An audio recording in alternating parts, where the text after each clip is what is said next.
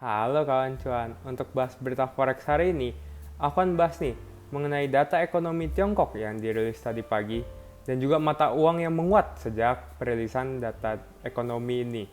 Nah, sebelumnya disclaimer on ya, ini hanyalah hasil analisa fundamental aku dan bukan saran trading, sehingga resiko trading tanggung masing-masing ya kawan cuan.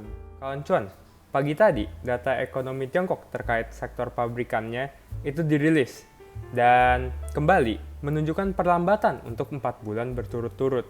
Untuk data manufacturing PMI, itu menunjukkan angka 49,3 yang naik dari prediksi para analis di angka 49,2 dan juga naik dari data sebelumnya di angka 49. Walaupun data ini naik, adanya angka 49,3 yang berada di bawah angka 50 itu menunjukkan adanya kontraksi yang sedang terjadi di sektor manufacturingnya Tiongkok.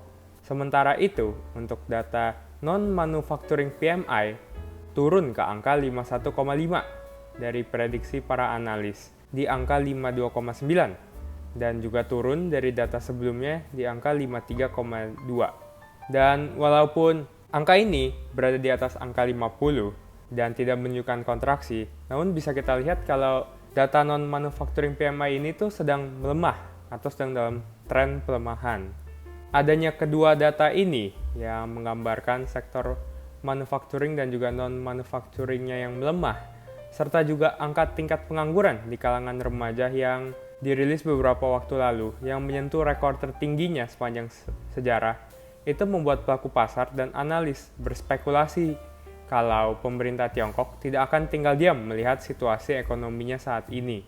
Dan kemungkinan besar akan mengumumkan stimulus besar-besaran yang bertujuan untuk mendongkrak ekonomi Tiongkok ke depannya.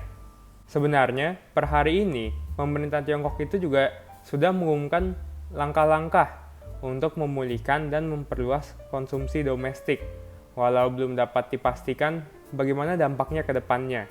Spekulasi dari pelaku pasar dan analis ini pun menjadi pendorong mata uang komoditas di perdagangan sejak pagi tadi.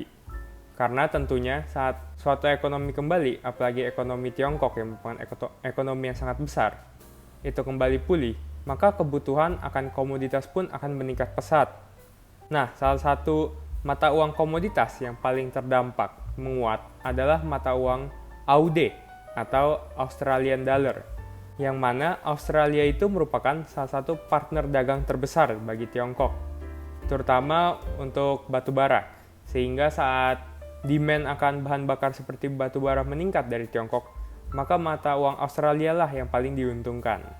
Itulah bahas berita forex hari ini kawan cuan. Bagaimana menurutmu? Apakah kamu terkejut nih kalau ternyata data ekonomi Tiongkok yang dirilis melemah ini malah menjadi bahan prediksi atau spekulasi yang dapat malah mendorong mata uang komoditas untuk menguat? Coba berikan reaksimu nih di kolom komentar di bawah ini kawan cuan. Oh ya, selain itu jangan lupa juga untuk tekan tombol subscribe agar kamu tidak ketinggalan episode bahas berita forex berikutnya. Dan juga follow aku di IG dan juga di TikTok di @rw_beritaforex. Terima kasih dan sampai jumpa di lain waktu kawan cuan.